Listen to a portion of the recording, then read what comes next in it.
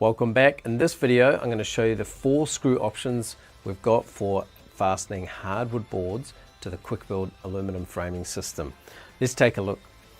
So once again we've got the QR code on the box, so if you're unsure on site of how you're going to install any of our components, scan the QR code and it'll take you to a video like this.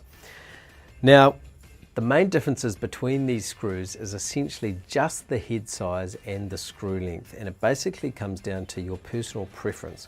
So if you're using a thinner decking board, and what I mean by that is an inch or less in thickness, then you're using the shorter screw. Now some people want a smaller headed screw and some people like a larger headed screw, so that's why we've got these 2 options. So shorter screws, longer screws, small head, larger head. Let's take a look at what this looks like.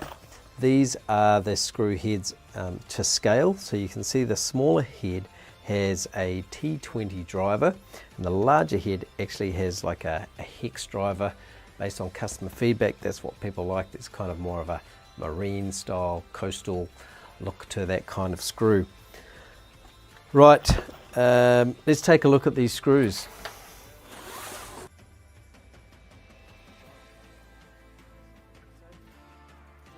We've got the larger head, which is the hex, and we've got the smaller head, which is the T20.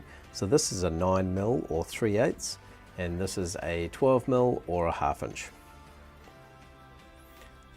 We've also got the machine head screw, machine thread screw, and we've got the self-drilling tips as well, so there's no pre-drilling required. So in summary, you don't need to worry about how to calculate how many screws or brackets or components you need. The deck planner will calculate it for you.